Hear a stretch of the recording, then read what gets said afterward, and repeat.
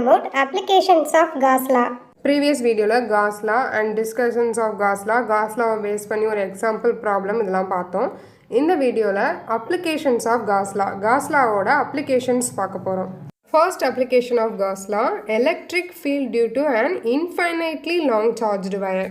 So infinitely long charged wire எடுத்துக்கிறோம். அந்த வயரோட length ஃபுல்லா சார்ஜஸ் பாசிட்டிவ் சார்ஜஸால் ஃபில் பண்ணுறோம். அதை தான் இன்ஃபைனைட்லி லாங் சார்ஜ்டு வயர் அப்படின்னு சொல்கிறோம். ஸோ சார்ஜஸ் ஃபில் பண்ணியிருக்க அந்த இன்ஃபைனைட்லி லாங் வயரை தான் இன்ஃபைனைட்லி லாங் சார்ஜ்டு வயர் அப்படின்னு சொல்கிறோம். இன்ஃபைனைட்லி லாங் ஸ்ட்ரைட் வயர் எடுத்திருக்கோம். ஸோ லாங் லென்த்தில் எடுத்திருக்கோம். ஸோ லீனியர் பொசிஷனில் தான் அது இருக்கும். அதோட பொசிஷன் லீனியர் பொசிஷனாக இருக்கும். அதனால யூனிஃபார்ம் லீனியர் சார்ஜ் டென்சிட்டி லாம்டான்னு கன்சிடர் பண்ணுறோம். Electric field due to an infinitely long charged wire. So இந்த infinitely long charged wireக்கு electric field find out பண்ணணும். So electric field find out பண்ணாலே ஒரு particular point mention பண்ணணும். So இந்த infinitely long charged wireலேருந்து point P R distanceல இருக்குது. டோட்டலாக இந்த long charged wire ஃபுல்லாக எலக்ட்ரிக் ஃபீல்ட் ஃபைண்ட் அவுட் பண்ணுறது ரொம்ப கஷ்டம். பட் இதை குட்டி குட்டி எலமெண்ட்டாக ஸ்ப்ளிட் பண்ணிக்கிட்டோம்னா, குட்டி சார்ஜ்டு எலமெண்ட்டாக ஸ்ப்ளிட் பண்ணிட்டோம்னா, அது எல்லாத்தையும் சமேஷன் ஒரு இன்டகிரேஷன் பண்ணும்போது நம்மளுக்கு டோட்டல் சார்ஜ் எலமெண்ட்டோட எலக்ட்ரிக் ஃபீல்டு ஃபைண்ட் அவுட் பண்ணிடலாம். ஸோ அதனால் ஃபஸ்ட் இந்த இன்ஃபைனைட்லி லாங் சார்ஜ்டு வயரில் ஒரு சின்ன ஏரியா, ஒரு குட்டி ஏரியாவை எடுத்துக்கிறோம். ஸோ அதை சார்ஜ்டு எலமெண்ட்டுன்னு சொல்லலாம். ஸோ சார்ஜஸ் இருக்கக்கூடிய அந்த எலமெண்ட்டை சார்ஜ்டு எலமெண்ட்டுன்னு சொல்லலாம். ஸோ அந்த சார்ஜ்டு எலமெண்ட்டு 2 எலமெண்ட் எடுத்துக்கிறோம். ஃபஸ்ட்டு அந்த சார்ஜ் எலமெண்ட் A1 அப்படின்னு எடுத்துக்கிறோம், அந்த ஏரியாக்குள்ளே எடுத்துக்கிறோம். செகண்ட் சார்ஜ் எலமெண்ட் A2 அப்படிங்கிற ஏரியாவில் எடுத்துக்கிறோம். சார்ஜ் எலமெண்ட் ஏரியா A1 ஏரியாவிலேருந்தும் A2 ஏரியாவிலேருந்தும் பாயிண்ட் Pயோட டிஸ்டன்ஸ் சேமாக தான் இருக்கும். ஸோ ஏரியா A1 அண்ட் A2ஓட டைரக்ஷன்ஸ் எக்ஸ்டெண்ட் ஆகும். எலக்ட்ரிக் ஃபீல்டு ரிசல்டன்ட் எலக்ட்ரிக் ஃபீல்டோட டைரக்ஷன் ஸ்ட்ரைட் லைனாக எக்ஸ் ஆக்சஸில் இருக்கும். இந்த ரேடியஸை பேஸாக வச்சு இந்த இன்ஃபைனைட்லி லாங் சார்ஜ்டு வயரை சரவுண்ட் பண்ணி ஒரு சர்க்கிள் ட்ரா பண்ணுறோம். சர்க்கிள்னால் இந்த இன்ஃபைனைட்லி லாங் சார்ஜ்டு வயர்லேருந்து ரேடியஸ் எல்லா பாயிண்ட்லேயும் சேமாக இருக்கும்.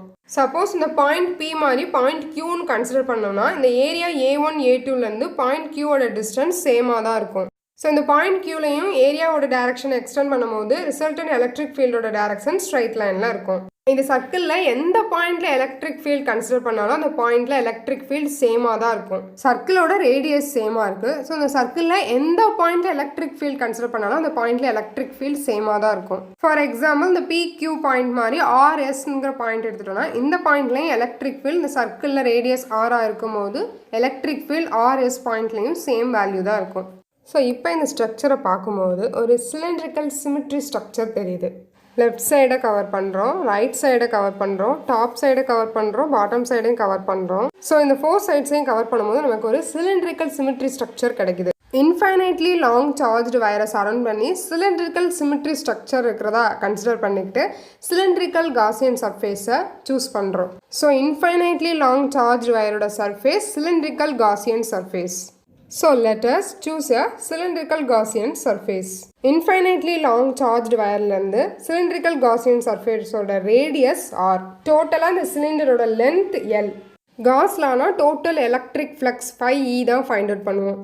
So what is the formula for total electric flux phi E? Phi E is equal to closed integral of E vector dot dA vector. Cylindrical Gaussian surface வந்து ஒரு closed surface, அதனால தான் closed integral எடுத்திருக்கிறோம். டோட்டலாக இந்த closed இன்டகரலை split பண்ணி எழுதணும் அப்படின்னா phi E is equal to டோட்டலாக இந்த க்ளோஸ்டு சர்ஃபேஸை 3 பார்ட்ஸாக ஸ்ப்ளிட் பண்ணலாம். First one curved surface, second one top surface, third one bottom surface. So டோட்டலாக இந்த க்ளோஸ்டு சர்ஃபேஸ் க்ளோஸ்டு இன்டகரலையும் 3 பார்ட்ஸாக ஸ்ப்ளிட் பண்ணலாம். The total electric flux phi E is equal to integral of curved surface E vector dot dA vector plus integral of top surface E vector dot dA vector plus integral of bottom surface E vector dot dA vector. Basic math formula A vector dot B vector is equal to modulus of A vector modulus of B vector cos theta எழுதுவோம். So dot ப்ராடக்ட்னா cos theta அப்படின்னு எழுதுவோம். So இந்த ஃபார்மெட்டில் தான் இந்த ஃபார்முலாவும் இருக்குது. இந்த பிளேஸில் A vector dot B vectorக்கு பதிலாக E vector dot dA vectorனு இருக்குது. ஸோ இந்த ஃபார்முலாவை பேஸ் பண்ணி E vector dot dA vector அப்படி எழுதலாம். modulus of E vector modulus of dA vector cos theta. So integral of E vector dot DA வெக்டாரை integral of EDA cos theta அப்படின்னு எழுதலாம். So இந்த ஃபார்முலாவில் இந்த எல்லா இன்டெக்ரலுக்குள்ளே இருக்கக்கூடிய இ வெக்டார் டாட் டிஏ வெக்டாருக்கு பதிலாக இடிஏ காஸ் தீட்டான்னு சப்ஸ்டியூட் பண்ணுறோம். So the electric flux phi E is equal to integral of curved surface EDA cos theta plus integral of top surface EDA cos theta plus integral of bottom surface EDA cos theta. இந்த டேர்மில் cos தீட்டாவுக்கு theta value substitute பண்ணால் தான் இந்த டேர்மை simplify பண்ண முடியும்.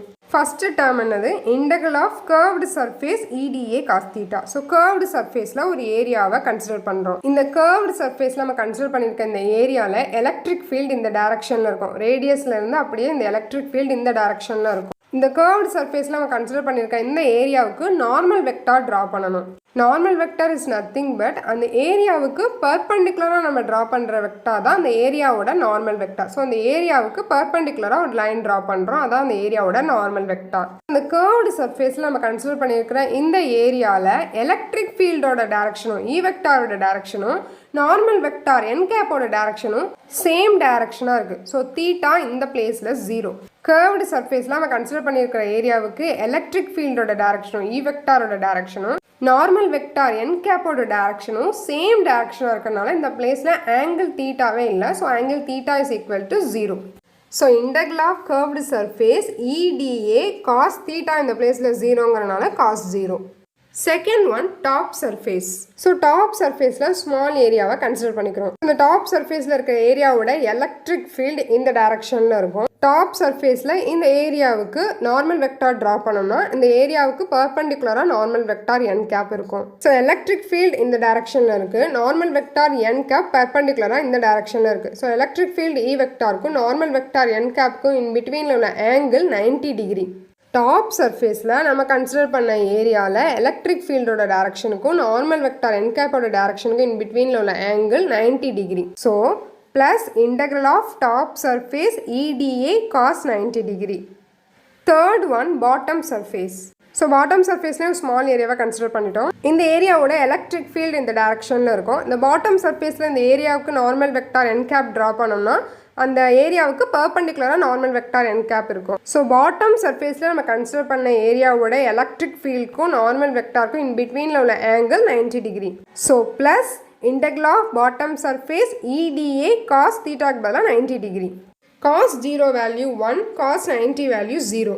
So the values இங்க substitute பண்ணுவோம். Electric flux phi E is equal to integral of curved surface EDA cos 0 value 1 plus integral of top surface EDA cos 90 ஓட value 0 plus integral of bottom surface EDA cos 90 ஓட value 0.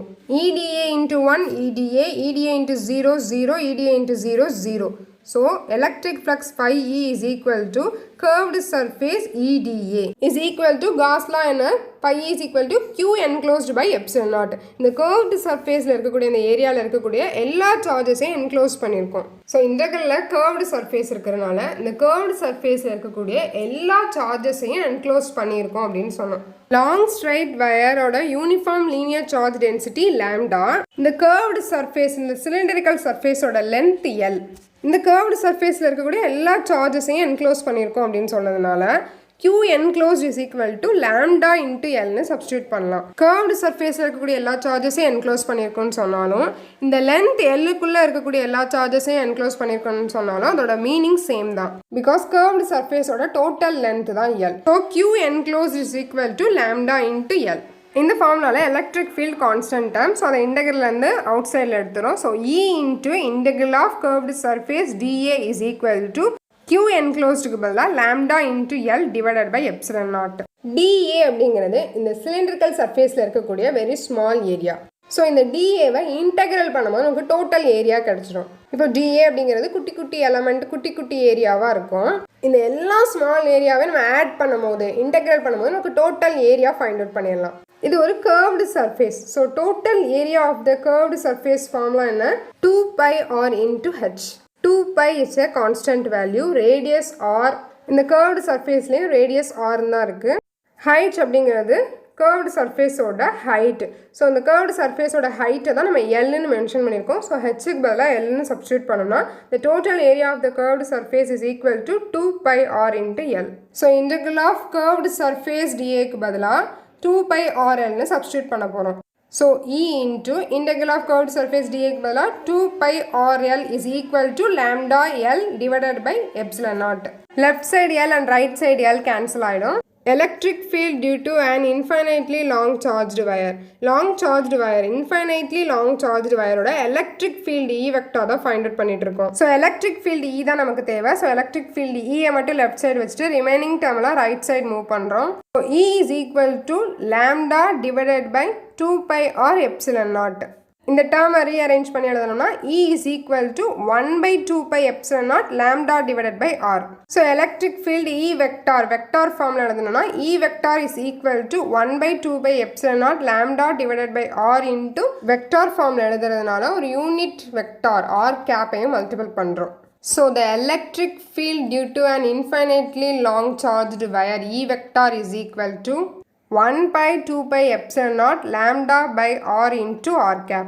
Electric field for a point charge நம்ம find out பண்ணும்போது electric field E vector வந்து 1 by r squared இருந்தது. So point சார்ஜுக்கு electric field E vector find out பண்ணும்போது electric field E vector 1 by r squared depend பண்ணியிருந்தது.